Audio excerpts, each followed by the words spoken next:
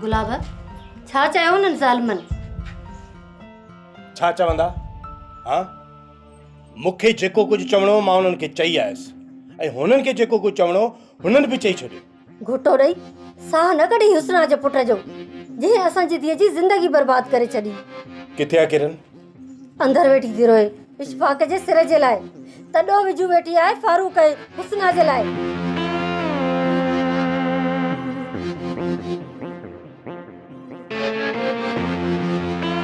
हाँ साबिर, असांजे प्यार में जेको वेंदो सो मरी वेंदो।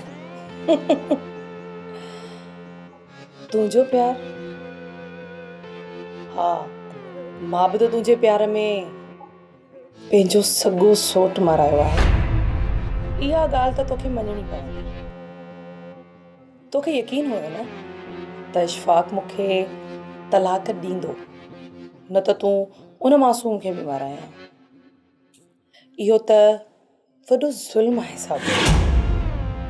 इब्रार वीचारो त गोली जो सूर ई न सही सघियो। रहमान त घुटो ॼण सां ई मरी वञे। मां तुंहिंजी आहियां साबिर, सिर्फ़ तुंहिंजी।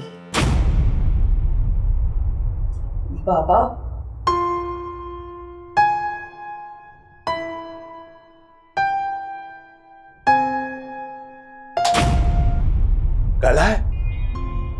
ॻाल्हाई छो नथी? नेड़ीअ में लफ़्ज़ अटकी पिया अथई। हाँ, छो नथी ॻाल्हाई? पुछ पंहिंजी लाडलीअ खां असांजे प्यार में कहिड़ी कमी रहिजी वई हुई? हाँ, जो हिन असांजी इज़त ख़ाक में मिलाए छॾी। तोखे अबरार खे माराईंदे रहम कोन आयो? हाँ, रहम कोन आयो तोखे? तो असांजे खानदान जो नस्ल ख़त्म करे छॾियो। गुलाब ही तू छा तो चवीं? तू चरियो त कोन थी वियो आहीं? बस कर ज़ना, बस कर। पुछ पंहिंजी लाडली खां, पुछिस असांजे प्यार में कहिड़ी कमी रहिजी वई? हाँ, जो तो असांजी इज़त ख़ाक में मिलाए छॾी। मूं छा न कयां?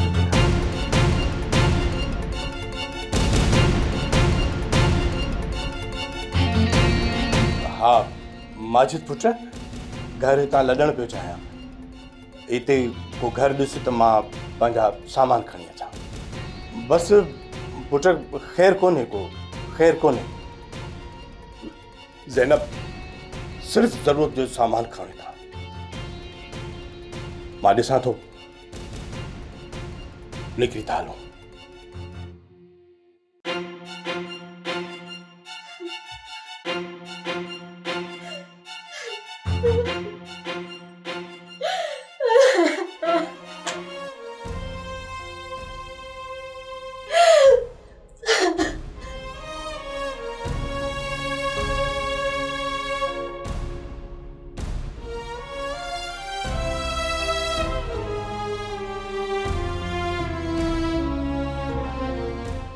ड्रामा सीरियल सिलसिला मोहब्बतुनि जा तमाम एपिसोड्स ॾिसो हाणे HD क्वालिटीअ में।